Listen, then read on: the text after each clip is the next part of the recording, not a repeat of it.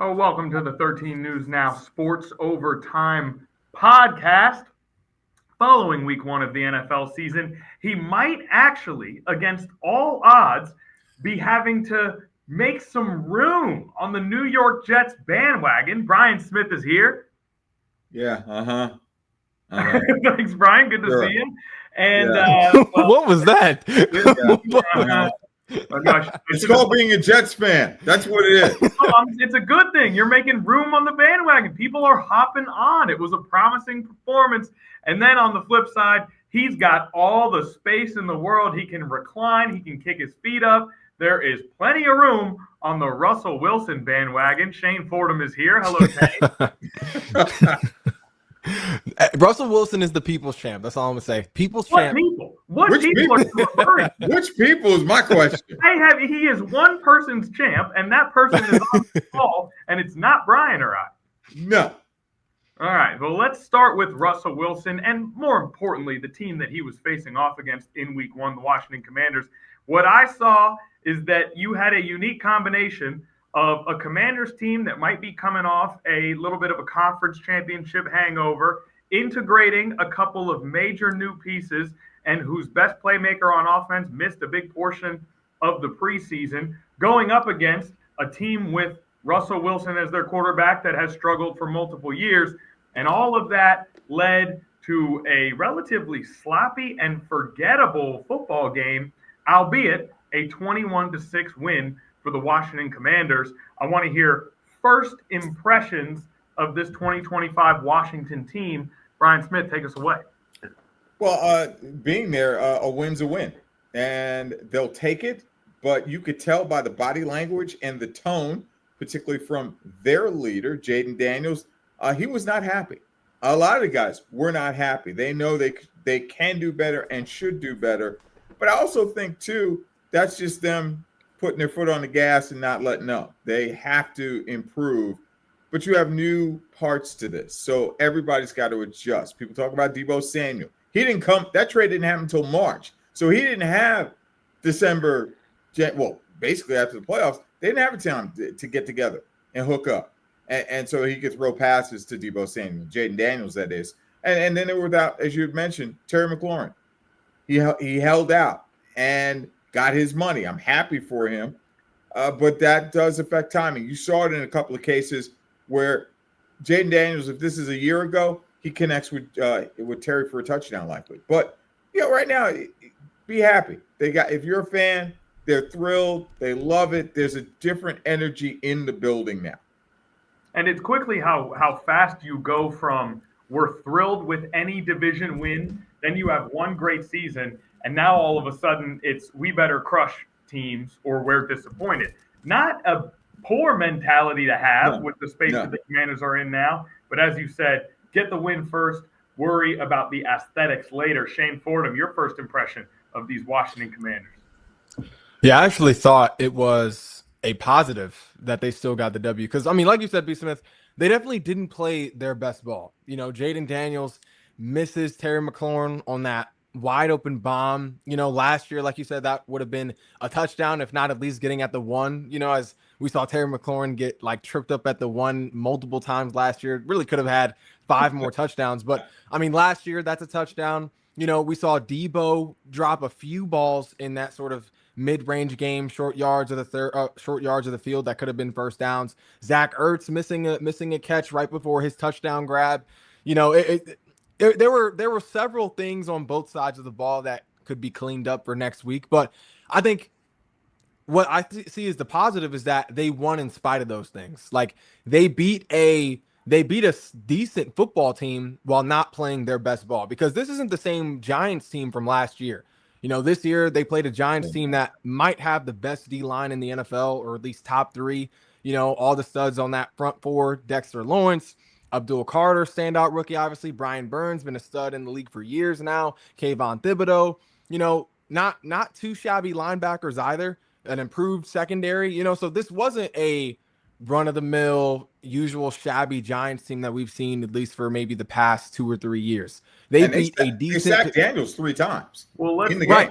And the defensive offensive line is- wasn't playing the best. I mean, we know that O-line is only going to get better as the season progresses, with who they have on that offensive line. So the fact that, we saw that they made the mistakes they did on both sides of the ball, the fact that they allowed 3 sacks on Jayden Daniels, they still won against a good to decent football team. I think that's a promising thing because these things are only going to get better as the season progresses. I want to jump in and say the New York Giants are a promising football team. You think that is your opinion. They have done absolutely nothing to prove that they're a decent football team yet. I agree with you. They have talent on the defensive line, but at this juncture, we don't have any real world on-field evidence to say that the Giants are a decent football team.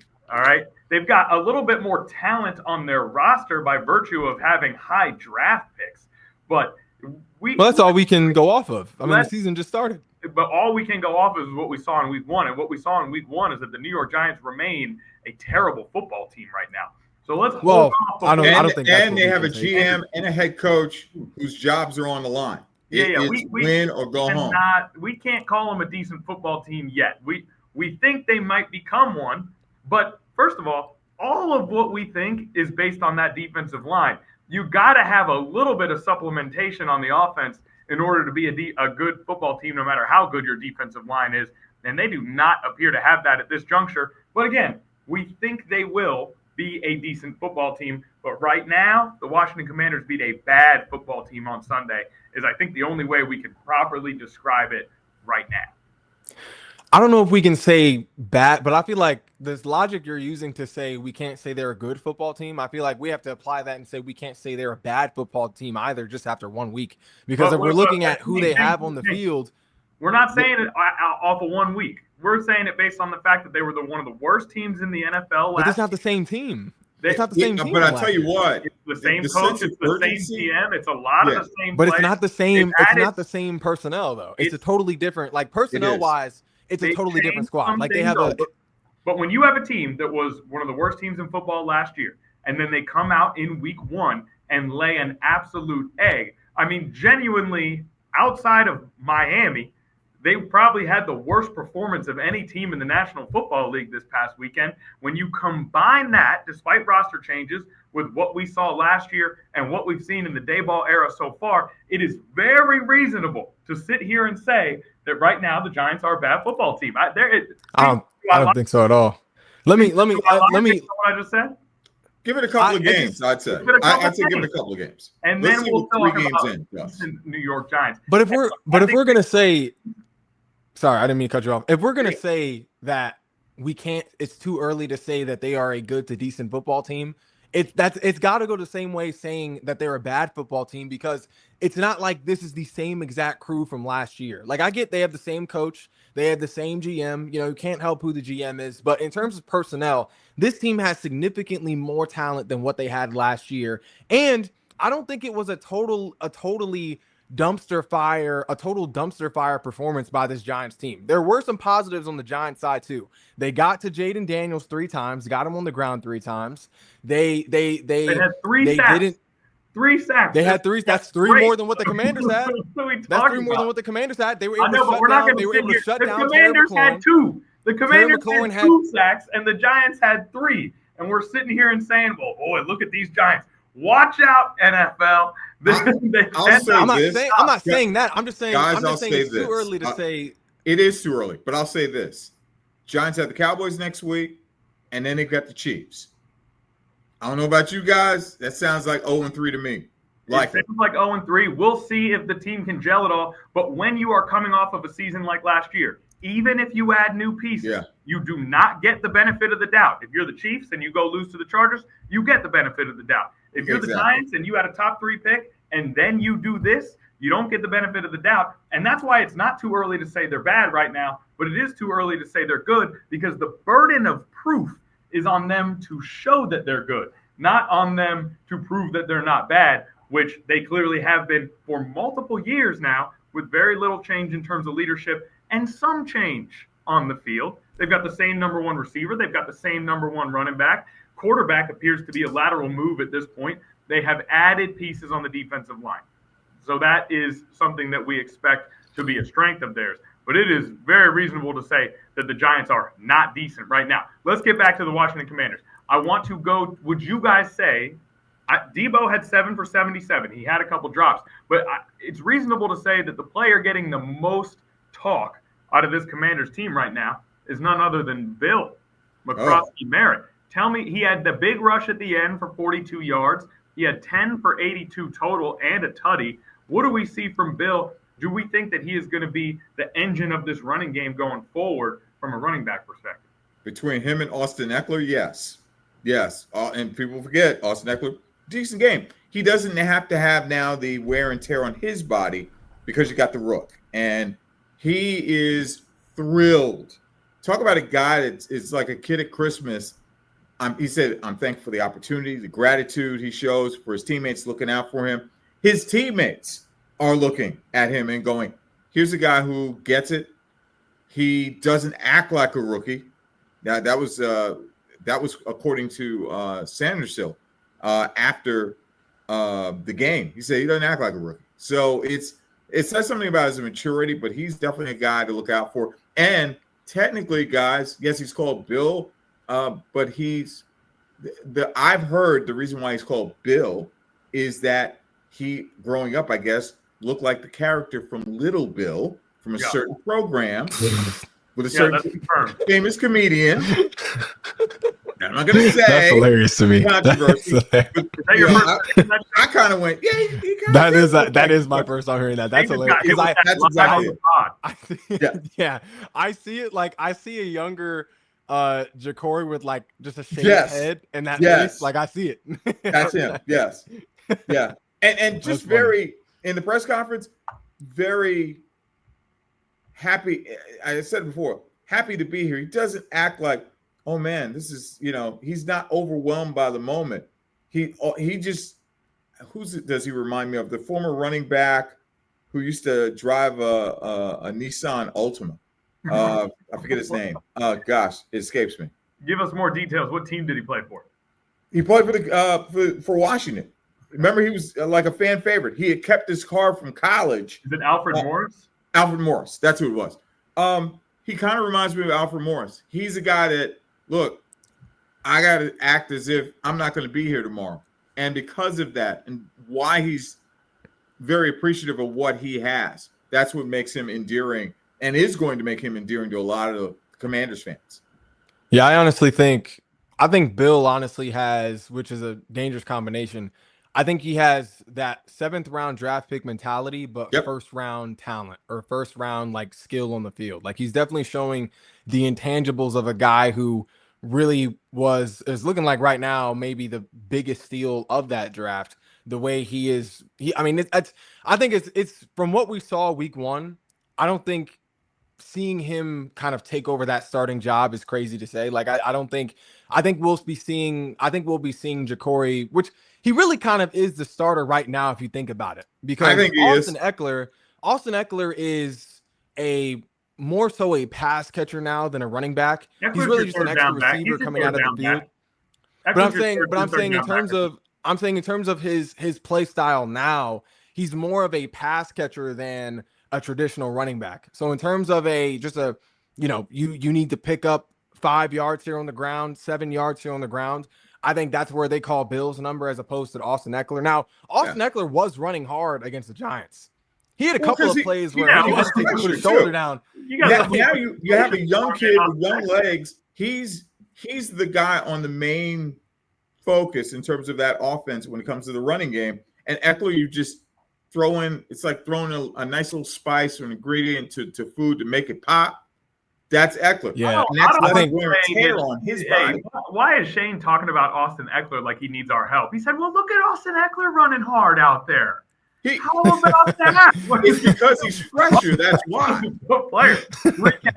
Well, hey, good for you. I haven't seen. Hey, look, I'm just saying I haven't seen Austin Eckler run with that type of aggression in a minute. It's been a couple seasons. He's got fresh legs. I don't remember the last time I've seen Austin Eckler just lower his shoulder to like go away. I'm used to seeing him dice up a defense in the passing game.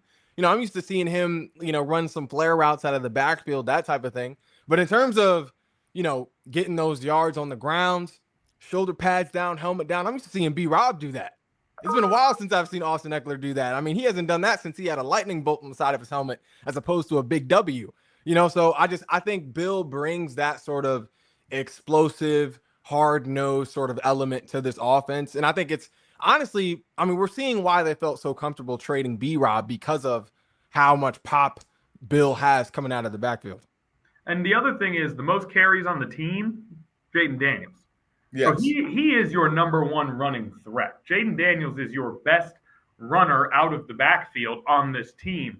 He had 11 carries for 68. McCroskey Merritt had 10 for 82. Eckler 6 for 26. But as you said, Eckler had 3 catches for 31 yards. But on aggregate as a team, 32 carries, 220 yards, a 6.9 average, and 2 touchdowns. Meanwhile, those New York Giants, 23 carries for 74 yards, no touchdowns for a 3.2 average, and no running back had a run for more than 8 yards, which brings us to the Washington Commanders defense. Shane Fordham had a very specific question that he wanted to address in this pod, which I believe was, what can we expect from Daron Payne going forward after what many would consider a down year last year? Is Payne going to get back to being sort of a dominant interior defensive line piece? Yeah, I mean, Daron Payne is obviously the difference. We haven't really seen a very impressive year from Daron Payne since before he signed that extension. So I think seeing just seeing sort of the, not emerging, but the performance that Daron Payne had against the Giants, I think Commanders fans should find very promising because obviously it starts with him. Like Bobby Wagner, Frankie Louvu, Quan Martin, Will Harris, even Javon Kinlaw, like having all those pieces is nice, but the tone setter on that defense has to be Daron Payne for them to really reach their ceiling, to max out their potential along with on this Wagner. Defense. Along with Wagner, I think those two. I mean, Wagner, I think plays a bigger part than the other guys, but I think Daron Payne is the best defender on this unit. Like Daron Payne at his best. Oh, I don't think that's is the best defender on this unit. I think I'd still give it to Bobby Louvu. Wagner. I'd still give it. You think to you still give it to Bobby? I would. Right now? Yeah, it's something where I think from Go what ahead. we saw, I think they stretch the deep. They force the offensive line for the Giants to make calls they normally don't like to make because they have the added help, because they have Louvu, because they have Wagner, and of course Von Miller in this mix. You mix all of that together, who's going to cover who? Who's going to double team who? Good luck with that. And Bobby Wagner was second team All-Pro last season. While Daron Payne has had a couple of down years, Bobby Wagner was second team All-Pro last season. He's 35 years old. For sure. But I don't think there's any doubt that he was the best player on the defense and will be again this year unless Payne really goes crazy.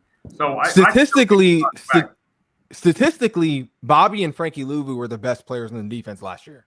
And that showed too, just watching the game of football, that showed they were the game changers. But in terms of overall talent, the best player should be Daron Payne. That's what I'm saying. Not saying in terms of what we've seen recently, but the best player on this team should be Daron Payne from what we saw really his rookie season, like early on in his career. He had, like you said, he had a couple of down years last year. With how we started this season, getting a sack, getting pressure on the quarterback, collapsing that pocket, as many pressures as he had in this game against Russell Wilson, making him feel uneasy, the factor plays that he made, allowing other guys to make plays, like that should be the guy on this defense that offenses have to worry about the most in order for this defense to really reach their max potential. Because you have Daron Payne playing at his best is the guy that you have to double team.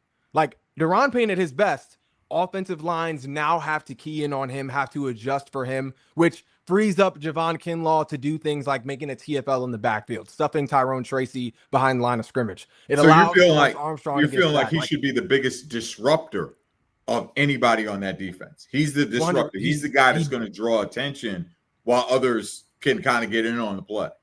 100%. Because at Daron Payne's best, he is one of the best D linemen in the NFL. Like, honestly, like Daron Payne at his best is up there with Dexter Lawrence.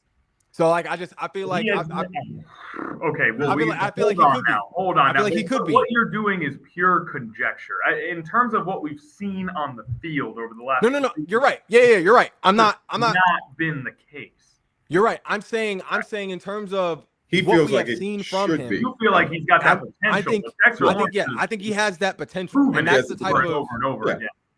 Well, for sure, because we've like more proven would obviously be Bobby, timeless football player. Frankie Louvu did what he did just last year, having a breakout year that he did. Could have really been an All-Pro last year. So, I mean, but in terms of what we've seen from Daron Payne in the past, he was, from how he started this season, still relatively young, still kind of in that prime range. I feel like the better Daron Payne gets, I think is like as Daron Payne develops, this defense will just become more and more dangerous. Because talent-wise, I think he's the guy for the squad. Just in terms of numbers, the 2022 season, Daron Payne's only Pro Bowl season, 11.5 sacks, 20 quarterback hits. He hasn't really touched those heights over the course of the rest of his career, but if he can get back to, and it's not just about production. When you're an interior defensive lineman, like you said, it's about drawing those double teams, creating gaps for other players. But if he can get back to that level, then that'll be instrumental for this defense, especially with the lack of edge pressure that this defense is putting out on the field. So Shane says, keep your eyes peeled for Daron Payne. His performance could be the indicator of how good this defense is overall. Yeah, I think Daron Payne is definitely, or can definitely be, the difference maker for the squad this year for sure. And I don't think that there's much we're talking about difference makers. We go to the other side of the ball. I don't think there's a whole lot to say about Jayden Daniels' performance. I mean, he went out there and he continues to be one of the best playmakers in the NFL. He continues to be a quarterback who can raise his team's ceiling, even if it wasn't the best game he's ever had, even if he missed some guys. He's still Jayden Daniels, and other defenses still just don't know what to do with him for the most part. Do you guys have anything on Jayden? It feels like it was just a standard Jayden game, and now we move forward. I don't know that we have a whole lot to say about Jayden Daniels' performance. Well, nobody really. Jayden Daniels still good. Yeah. Oh, no doubt. I would take him in a heartbeat if I'm an NFL team. But he's with the Commanders, and it's not. And I hope nobody's saying, "Oh, it's a sophomore jinx" or something like that. No, not yet. Not even close. No, not even close. I think it's just one of those deals where they've got a whole year of quote unquote tape to look at him and see what he does, what he doesn't do, and he still gets away. Is still elusive. Still gets it done. In his case, with that game, that home opener against the Giants. Shane now, Fordham, he wasn't happy about it. Yeah. But, I mean, he's got to understand, and I'm sure Dan Quinn, his head coach, will say otherwise too. Hey, sometimes it's going to happen. Now, it's almost like a chess game. What counter move do you have to counter what? Because they already know what you tend to do. So what new do you add to the bag that makes you counter move what they do? And I was here at the station on Friday when Shane Fordham went to go film high school football games. And Shane doesn't know this, but he left his computer open and he had his NFL quarterback rankings open on accident. And he had Bo Nix ranked over Jayden Daniels. Shane, has that changed after week 1? That's just pure fabrication. We can't lie on the pod. We can't just spill out pure fibs on the pod. I'm just telling you what I hear. Pure fabrication. And that's honestly that's an invasion of privacy. Invasion of privacy, you opening my desktop Plus, like that. I'm gonna have to report that to HR. And half of what you see. well, focusing on Jayden Daniels, telling the truth about Jayden Daniels. Let me clear this up. I think not flashy in terms of numbers, but he definitely showed a lot of, like, honestly, the way Jayden Daniels played and sort of carried himself in this game, he didn't look like a second-year guy. He honestly just looked like a solid vet in this game. Pure poise. He made the throws he needed to make. Like, he was making throws in very tight windows. Just, it seemed like guys couldn't reel him in. Like we said, Debo had a few drops. Zach Ertz had a drop or two. Like, he couldn't really connect with Terry. I mean, he could have had slightly better ball placement on some of those drops, but I mean, Jayden Daniels made the throws that he needed to make for the most part. They were all catchable balls. He kind of saved his legs. He only used his legs when he really needed to. That was like his second option as opposed to his arm, which, was his first. So you kind of saw maturity in how he wanted to make plays as opposed to just being able to make them. So I mean, wasn't flashy, but I was impressed with his Well, he's performance. probably also Definitely. been told too, you're our franchise guy. You do not put yourself in harm's way under any circumstances. He did it in preseason, but he's like, he just wanted to score. And I'm like, because everybody's holding their collective breath. They don't want anything to happen to him. That's what our But that's the thing, though. That's what our news director says to Brian when he gets to work on Fridays. He's like, "Hey, Brian, you're headed out there to those high school games. Do not put yourself in danger. We have no way to replace you here at 13 News now. Okay, 5 yards off the sideline, Brian, at all times." He says, "Okay, yeah, no problem. I got you." And then he comes back even healthier. Go ahead, Shane. I didn't mean to cut you off. Yeah, I was just gonna say I think something else that we saw too was part of why Jaden Daniels was able to be more careful with his legs was just the protection he was getting. Like the fact, and that's another thing too that Commanders fans should find reassuring is that Jaden Daniels was able to, even though he was sacked 3 times, throughout the game, he had way more more protection than he did last year. On average, he was able to sit back there a little longer than he was last year against a pretty formidable defense. And that was an offensive line without Sam Cosmi, their best offensive lineman on the squad. So they're going to be with him, I believe, for another 3 weeks. But to see this unit protect Jaden Daniels the way they did against the D line that they did, Brian Burns, Dexter Lawrence, Kayvon, Abdul Carter, like to see them have that sort of protection around Jaden Daniels without Sam Cosmi, I think should be very, very reassuring for Commanders fans. Laramie Tunsil, as a 40-year-old, only allowed no sacks, no Larry was not that old. no sacks. It's not that old. Little exaggeration. He's maybe 38, about 38. 31 years old. Wow. Laramie, just because a 31-year-old is old enough to be your dad, Shane, doesn't mean that you have to. Okay. All right. Man. But Laramie, but Laramie, no, only 1 pressure, no sacks. 38 years third old. Highest third highest pass blocking rating among tackles in the NFL. So I think this O-line is in great hands moving forward, especially when they get Sam Cosmi back. Jaden Daniels is going to have time to take a little nap back there in between these plays. The way this O-line looks. Burns was a handful at one point because I believe he had back-to-back sacks on Daniels. But that was also against Josh Connerly, who was a rookie. True, the rookie. Who did for a rookie did about as well as you can do, as well as can be expected when going up against the Spider in Brian Burns. Yeah. So I mean, and he's only going to get better the more he continues to learn from Laramie Tunsil and all the other vets in this room. And he's going up against guys like Von Miller and Javon Kinlaw every day in practice. So I'm honestly excited to see how this O-line kind of grows and develops. I'm glad you're excited because I'm upset. Laramie Tunsil's literally younger than I am. What do you tell your friends and family? Wow. What do you say I am to your friends and family? Is 31 years old just 40 in your eyes? Well, when I was no more music. When I was an intern, I used to tell my family, Mr. Real said I did quite good today in my Mr. Real said I did a pretty good job in my practice reels today. You think that the lie in there is that you called me Mr. Real, but I never said you did pretty good. Come on now. I'm just kidding. That's because I said you did great. And you did a great job with that Laramie Tunsil stat to bring us back. Yeah. So I'm assuming we've got everything we need to get in about that Giants-Commanders game. Can we move on to Commanders-Packers coming up tomorrow? I guess by the time please. Tonight, Thursday night, a quick turnaround for the Washington Commanders. They're going against the Packers, who one of the most impressive performances of the week. They absolutely destroyed the Detroit Lions. The game was even more of a blowout than the final score showed. And Micah Parsons got that sack at the end of the game. The sideline went crazy. The vibes are at an all-time high in Green Bay right now at this very moment. And the Commanders are traveling there on Thursday night. Shane, what do you expect to see on Thursday night in Green Bay? Good that they get to Green Bay before it gets too cold. A September Green Bay game is manageable, but that Packers team looks loaded right now.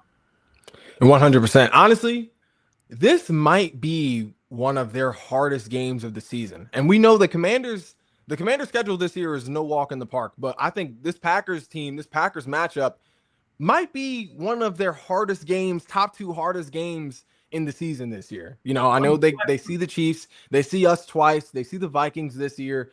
The Packers are definitely up there. Like, and I'm looking at, honestly, gotta mention Micah Parsons, the Micah Parsons addition to this defense, a defense that was in the playoffs already last year. But I'm looking at Micah Parsons and I'm seeing who they paired Micah Parsons with in Rashawn Gary, a guy who was already an underrated pass rusher, one of the better pass rushers in the league, was maybe their second best defender as in all, you know, obviously being behind a healthy Jair Alexander, you know, and I guess Xavier McKinney back when he was a Packer. But I'm looking at this pass rushing duo with Micah Parsons and Rashawn Gary. If this O-line doesn't have a bigger test this week than the Packers, this is definitely for the O-line their toughest matchup of the season, arguably. Sure. Because I think that Broncos game could give the O-line some trouble. But I digress. Your point is well taken, Shane Fordham. I don't mean to nitpick you like that. Please continue.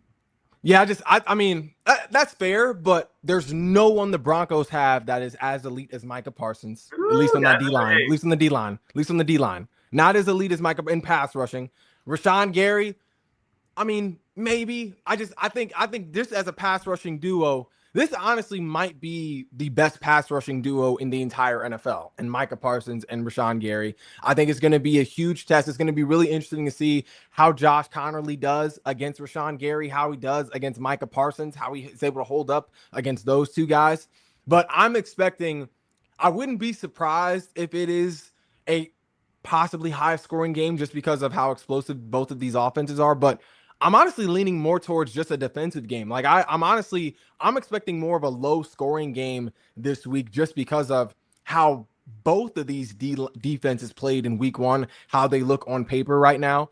You know, I mean, best pass rushing duo in the NFL. You got the 4-day turnaround. You got the quick turnaround. Yeah. Quick turnaround. And people are going to be a little tired. Guys, I noticed this at 6:00 during sports. Do you know when was the last time that Washington won at Lambeau Field? So you want us to guess? All right, let's do a little guess. Let's do a little guess. Take a wild guess. One at Lambeau Field. It was 24 years of misery under Dan Snyder, but I'm assuming sometime in those 24 years they had to get one at Lambeau Field. I'm going to go 2005. No. I'm going to go 2013. Neither of you were born the last time they won in Lambeau Field. 1988. 37 years. You know who else was born? Laramie Tunsil wasn't born either. Hello. 1988. Was I even born? I don't even remember. Yeah, You were. That's when you had the juice cut fade. No, that's when you had the juice cut fade. No. Yeah, you had the Tupac. No. The one hoop earring. No hoop earrings. No. With the Adidas, the classic Adidas on. The classic Adidas. That was you. No. Ooh, B. Smith. All right, so it's been a long time since I got a W in Lambeau Field. What a stat from B. Smith. We're already cooking with the stats right now. And again, it's so early in the season, right, that we don't know. You don't want to overreact to week one. No. The Packers look like one of the best teams in the league, and the Commanders are coming off a conference title game. These are two of the best teams in the NFC right now. But the fact that it's in Lambeau and that they've got all the momentum kind of makes me think that maybe the Commanders could sneak up a little bit on this Packers team. They're riding so high after that week one game. You know how you said the Commanders were all kind of down on themselves despite the win? That was the opposite with the Packers. The Packers have been the talk of the NFL. They had a dream performance in week one. And so maybe the Commanders can go in there and catch them just riding on their high horse just a little bit. Is there any chance that from a psychological standpoint, the Commanders have an advantage because they're actually far more determined than your typical 1-0 team to go and have a good performance? And like you said, they do have a player in Laramie Tunsil who, if he's matched up with Micah Parsons, could at least try to hang on for dear life.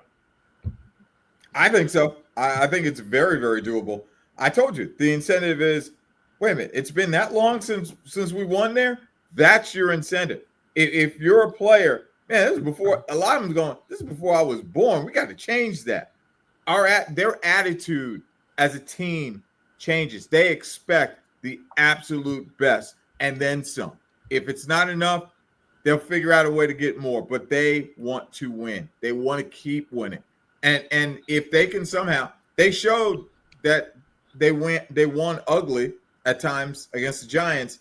They know they can't do that against the Packers. Not a team that has set the tone for them to make a deep playoff run and possibly go to the Super Bowl. Yeah, I think I kind of see the difference in motivation being that, well, at least from my eyes, I see the Packers as a team that's built to win now. You know, they're it's not really. I mean, I think aside from the Jaden Commanders are built Daniels, to win now too. yeah, I think aside from teams in the league. yeah, for sure. Like I think aside from Jaden Daniels, everyone on this or most of the major pieces on this team, they're looking at right now. You know, they don't have some of those guys don't have tomorrow. You know, Bobby Wagner doesn't necessarily have tomorrow. Frankie Louvu doesn't necessarily have tomorrow. Von Miller's already getting up there. You know, Javon Kinlaw. You know, like that. You're getting your Terry McLaurin, your defensive line. Von Miller. For the record, he is 36. Who you think Laramie Tunsil is? No, I'm saying he's up there. That's what I'm saying. He's up there. No. He's not getting up there. He said Von Miller's getting up there. He's 36. He's laid down roots. Yes. Well, my point is, Von Miller is this close from getting his AARP card, isn't he, Shane? You all be careful. You all be careful how you talk about Von. I'm not tolerating. You're out here spitting blasphemy. 30-some years old is old. So you're the one that's going, hey, age doesn't apply. Age doesn't mean the same thing for Super Von. Age doesn't mean the same thing for Super Von. This is Superman killer. All right, let's relax on Von Miller. Is that right? But I think this Commanders team is definitely built to win now. So I think that's sort of their motivation in this game. Seeing one of the best teams in the NFC, definitely a team that they'll probably have to go through towards the end of the season, towards that January time period. So I think that's their mindset is, okay, we're built to win now. We need to show that against one of the better teams in the NFC. I think the Commanders are built to win now, but I honestly think the Packers are built to win maybe in 2 years, maybe 3. I think the Commanders are the toughest team aside from the Eagles in the NFC right now. I think the Packers will be maybe as early as next year, if not in 2 years. So I think that's sort of the difference we're going to see in this game is, all right, this year's team versus next year's team, who comes out on top. I think that's sort of the dynamic we're going to be seeing in this matchup. I'm not sure I would probably disagree with that. I think the Packers have created a window for themselves where they are, for the next 3 to 4 years, they're going to go try to win title. They gave away some draft compensation. They obviously gave the biggest contract in the history of the non-quarterback position to Micah Parsons. They're going to go try to get a title right now during Parsons and Love's primes. I think they're built to win today and then for the next couple of years. And then I think the Commanders are taking advantage of that rookie quarterback. When you got that rookie quarterback, you go stack the roster and you go try to get a W. I think both these teams' timelines are the same. They want to go win titles this year. Now, the Commanders have the luxury of having a second-year quarterback who it looks like he's going to be the best player in the league. So obviously they have a longer runway. But I think both teams are built to win this instant. I just meant the psychological perspective of the Packers are getting pats on the back all week. It's, boy, you guys are great. You guys did fantastic. Put them in the Super Bowl. Look at this team, Micah Parsons. Whereas with the Commanders, despite the win, everyone's kind of like, ew, what was that? That was a little gross. Yeah. So I think from that perspective, maybe the Commanders go in there and say, let's prove it. Whereas the Packers are like, we're already in the NFC. We're already in the conference title game. Look at us. The move to a man when it comes to the Commanders was, we got to do better than this. It was nice, but yeah, let's go ahead. They couldn't wait because they know they have a short turnaround.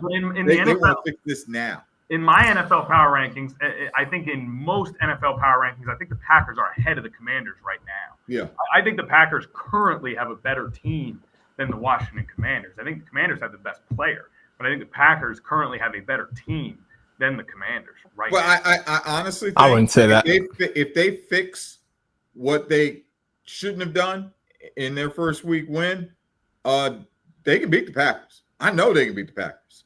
With that team, absolutely. Last word, Shane, before we move on to the rest of the NFL. Yeah, I don't think the Packers are necessarily the better team right now. Like, I honestly think the Commanders have the better team. They have the better cornerback. I think the better cornerback. The quarterback. Sorry. I think it's arguable who has the better defense. Obviously, the Packers have the think the best Packers player have in a that better regard. Yeah. I don't know. Like I all think the around, Packers as an have a all better around defense. I unit. think they have a better running game. I think they have a deeper wide receiver core, maybe not quite as good at the top. I think they probably have a I think better we'll see. offensive line going into the year at least, even though that Commanders offensive line you guys seem to think has a lot of potential. We'll see how they gel. But I would still take the Packers. And the Packers actually performed better. I know that it's a new year, but if you look at each of the team's final performance against the Eagles, the Packers performed better against the Eagles than the Commanders did. Whoa, wait a minute. Let me address that real quick. That was Eagles in week 1.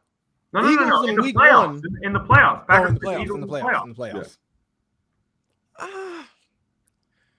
I mean, All right, let's move on to the rest of the NFL while Shane thinks about this. Here's though he is a little stumped here. Shane's not normally at a loss for words. He said, "Yeah, boy." Okay, but listen, there's an argument I don't know. for the Commanders. The Commanders went further than the Packers last year, and there is no ceiling on Jaden Daniels. So you've got a great argument. Well, let me ask you a question real quick though. See it on Thursday night. Do you think that Packers team last year beats the Lions the way the Commanders beat them in the playoffs last year? I don't think they do. I think that the Commanders going into Detroit caught lightning in a bottle in that Jared Goff went out there and kind of fell apart a little bit. That is what. But it wasn't just Jared falling apart. That defense made him fall apart.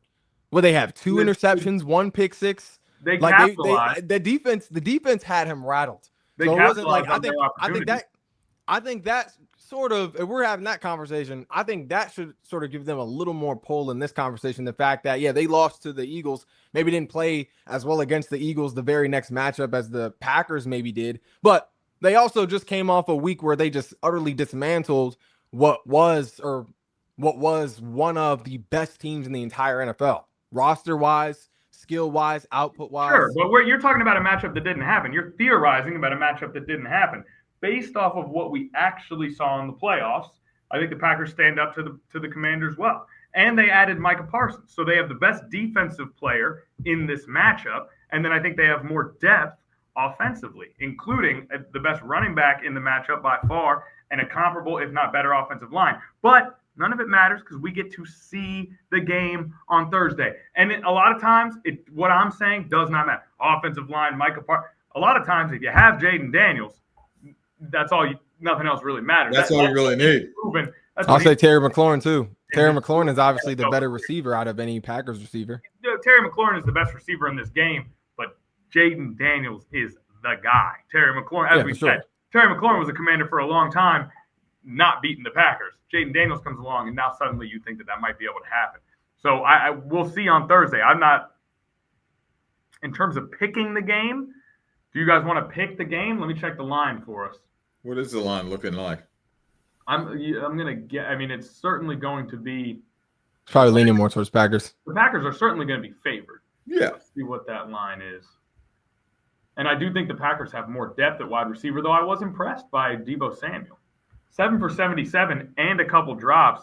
The Packers are 3.5-point favorites. I'll take the Commanders by 3. You'll take the Commanders winning the game, or you'll take the line? I take the Commanders winning the game. I think this is their time. Okay, so I do like the mentality the Commanders have right now, and I do think the Packers are riding high. They got all the kudos that were available after the way they took care of the Lions. So they come in with momentum, but they also come in as a team that is a little bit might be saying, hey, we're the best. We're the best. All we got to do is show up. But who knows? We don't want to underestimate anybody's mentality, especially because Matt LaFleur has shown that he can create consistent success. So whatever he's doing in the locker room seems to work. Shane, I'm assuming you're picking the Commanders.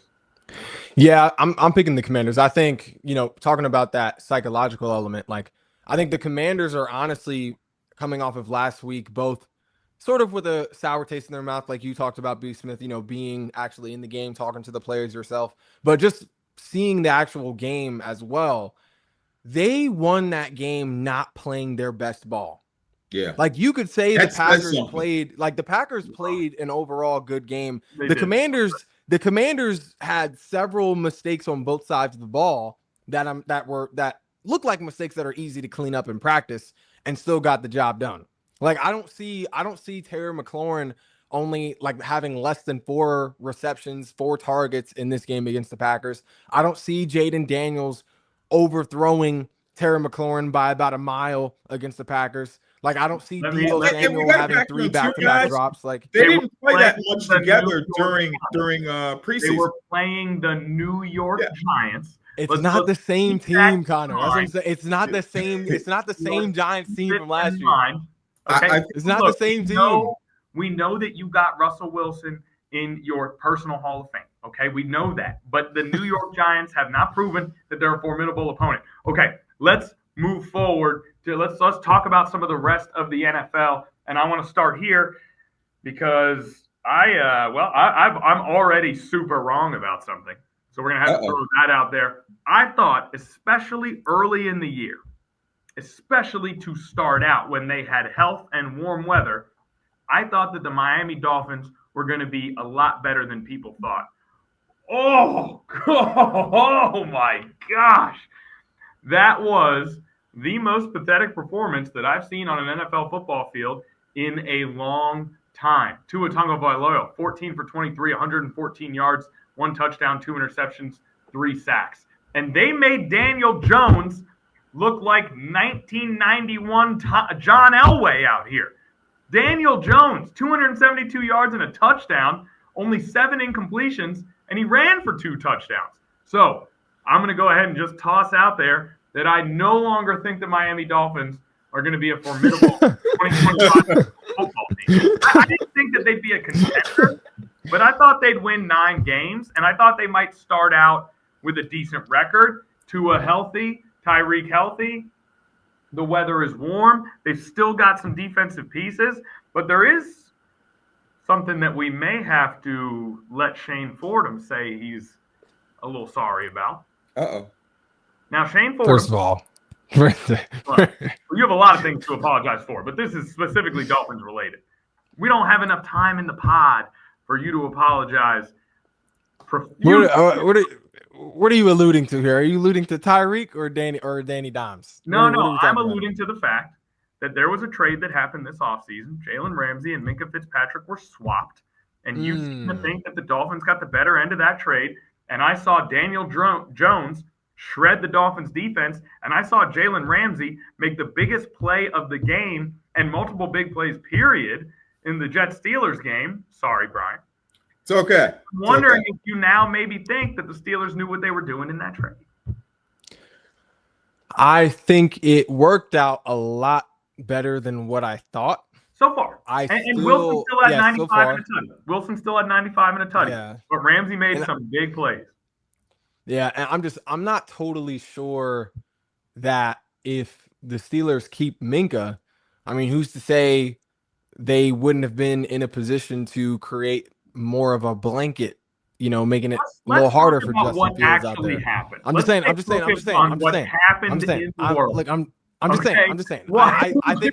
said it worked out better than I thought. It worked out better than I thought. So Shane has made an official apology. Now Brian has an official apology to make, and I must hop on his apology coattails with this one. For what? Yeah. Y'all need to apologize. Y'all's disrespect was way worse than mine. It is true, Brian. It was way worse. Excuse me. What did I say prior to Aaron Rodgers even becoming a Jet? No. We're not talking about that. No. I knew this was going to happen. Two different things. We're talking about Aaron Rodgers. No, we're talking about apologize. No. Apologize for what? We're not. Okay, just calm down. Shane and I will lay it out for you. Just unzip your thing a little bit.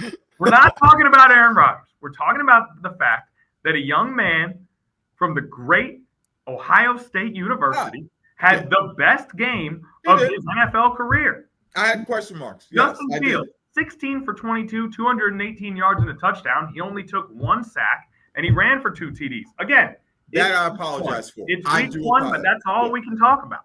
Yes. I still have questions about whether this is sustainable, but that Steelers defense is supposed to be pretty good, and Justin Fields actually played mistake-free football and made some big plays while he was at it. So for now, we must give Shane Fordham the props on this one. Yes. And in return, Shane Fordham has something he would like to say about the Los Angeles Chargers quarterback. Uh-oh. Okay, no, we're not doing this. We're not doing this. Here's what I have to say. Here's what I have to say about Herbs. First of all, here we go. no one doubted Herbs could play in the regular season. So You we don't did? even. That's no one. No, I didn't say that. If anything, I said who he is in the regular season does not match who he is in the playoffs. There was no question about him being able to perform in the regular season. You had Bo Nix. If we took a vote right now for But that wasn't based on regular season, though. That wasn't based on the regular season. That was with the hopes of playoffs. You've been hating on Justin Herbert since the day you walked in the doors of 13 News Now. And that continues through our preseason pod. The man goes out and outplays Patrick Mahomes, 318 through the air, 3 touchdowns, and he ran for the biggest first down in the game. Mind you, not a playoff game, but a nationally televised season opener in Brazil. Not a small game either. And he outplayed Patrick Mahomes and had an absolutely astounding performance. Regular season was never the issue. We're talking about a man that has, 2,000 to 3,000, 4,000 yard passing seasons. It was a big game. Regular season was never the issue. It's a big game in a clutch moment. And he came through in the clutch moment, and he had a big game. Connor, it's week 1 in the regular season. Like that was never the issue. I never said he was not capable of making plays. I didn't say Justin Herbert wasn't talented. If anything, I said Justin Herbert might be the most talented quarterback or one of the most talented quarterbacks in the NFL. If you're capable of doing what you did right there. I'll apologize in the wild card round of the playoffs if Justin Herbert goes out and gets a dub, gets his first playoff win in his career. That's when I'll apologize. Hey, B-Smith, I have nothing to apologize yet for. They say it takes a big man to admit when he's wrong, and you and I have admitted when we're wrong. And I don't hear. All I'm saying is it's too early. It's too early for me to be wrong. I'm not even saying I'm right. I'm saying it's too early for me to be wrong. All right, we're not in the playoffs yet. Wait a minute. We'll put it on the back burner, B-Smith. It's okay. You want to wait to the 11th hour and go, oh, my bad. We can't force the man to apologize. Like I said, when the wild card round rolls around, we'll keep our eye on the matchup. We'll be right back on the pod. You want to wait to the 11th hour to admit that you're wrong. I'm going to wait until he actually proves me wrong to say I'm wrong. He didn't prove me wrong yet. I said playoffs. Speaking of, we'll let him rest. We'll let him rest. B-Smith, his time will come. Yes, it will. Now, speaking of being wrong, again, it's week 1, and I saw some drops, and I saw some penalties from other members of the offense. I saw a lot of mistakes on the football field, period. But it was a tough day for those of us holding stock in Bryce Young LLC. Okay? A tough day for Bryce Young. 18 of 35, 154 yards, 1 touchdown, 2 interceptions, and he had a pick 6 called back. A really tough day for Bryce Young. Again, it's week 1, but all we can do is go off of week 1. Is it over? Let me see. Are you texting him? Let me see. He said, let me check. Let me ask him. They're on the road to the Cardinals, so it could be. That's a winnable game. The Cardinals. It is. It's winnable, but I don't know. I don't know if it's over. Not over. He wasn't. I mean, Bryce Young didn't have a just standout preseason. You know what I mean? Like, I think Connor, me and you, we kind of had a little more faith in Bryce Young this year than. Well, that's what I'm saying. I think me and you had a little more faith in Bryce Young going into the season than B. Smith did. Yeah. I still think we could see this Panthers team sort of grow or show glimpses of what they showed towards the end of last season. Bad. They made Trevor the defense does look bad. That's the thing that hurts is just when the defense is so bad, there's only so much you can do. And it's just I don't know. I'm not ready to say it's over yet. I'll put it this way. You say next week's game's a winnable game.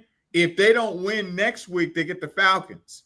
I don't think now. For the record, I don't think Bryce Young officially not over. Let's move on to the best game. Wait. Let me say one thing. I do think they lose next week to the Cardinals. I do say that. I do think that. I think they lose next week to the Cardinals. I think they lose to the Falcons too. But after that, they got a chance. They're always who knows? They could win the next one. All right. Best game of the weekend and one of the best regular season games in the last decade. Ravens, Bills lived up to the hype and then some. Josh Allen was amazing. Derrick Henry was amazing. Lamar Jackson was amazing. Lamar Jackson pushed a fan, and Derrick Henry put the ball on the ground at the worst possible time in the worst possible moment. Josh Allen, and here's what people forget. That touchdown pass to Keon Coleman, I don't even think it was meant for Keon Coleman. That hit a hand and landed in Keon Coleman's lap. Then they got the fumble. Then they missed the 2-point, still got the ball back and went down and got a field goal. A highly improbable win for the Buffalo Bills. I would like to say that I personally have zero concern about the Baltimore Ravens. No. Zero. Have they had more big comebacks on them than most other teams? Yes, that is the case. But they've also been up big in games than most other teams. They've had more opportunities for big comebacks against them than most other teams. And I still will take the fact that they thoroughly outplayed one of the best teams in the league for 3.5 quarters, while also being remarkably impressed with Josh Allen, as we so often are in the year 2025. B. Smith, your overall opinion on this game. Just react to the game in general. Well, Buffalo coming back proved that Buffalo is definitely a team that has its eyes set on trying to get a ring, period. Plain and simple. Of course. Both these teams. They struggled at times and still figured out a way. But you got to be careful of the Ravens because the way they lost, they know they had Buffalo. Should have had Buffalo and didn't. I think that's something they're going to put in the back of their mind and just go, you know what? We're going to run into each other again. It's coming. I know it's coming. I would. If I were thinking that way, I'd be like, that rematch later with postseason or whatever, that's going to be something. That'll be one of the games of the year. Okay. Yeah, I honestly think I'm looking at this Ravens defense specifically. That defense looked better than what the score tells. Like, I'm looking at the D-line. They were getting pushback on that offensive line for a good chunk of that game. Nnamdi Madubuike was bullying the interior lineman. Kyle Van Noy came up big a couple of times. Like, there was like the deep Mike Green looked solid. Owe looked decent. Like, the defense overall looked better than what the score entails. I just think that's the Josh Allen effect.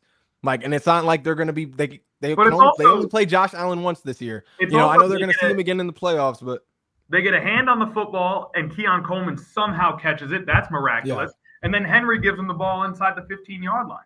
Continue. Yes, absolutely the Josh Allen effect, but they also were set up to fail in some ways that are just coincidental or on other aspects of the team. Yeah. Go on, Shane. I didn't mean to cut you off. No. You kind of you took it. You beat me to it. Like, it was also the offense.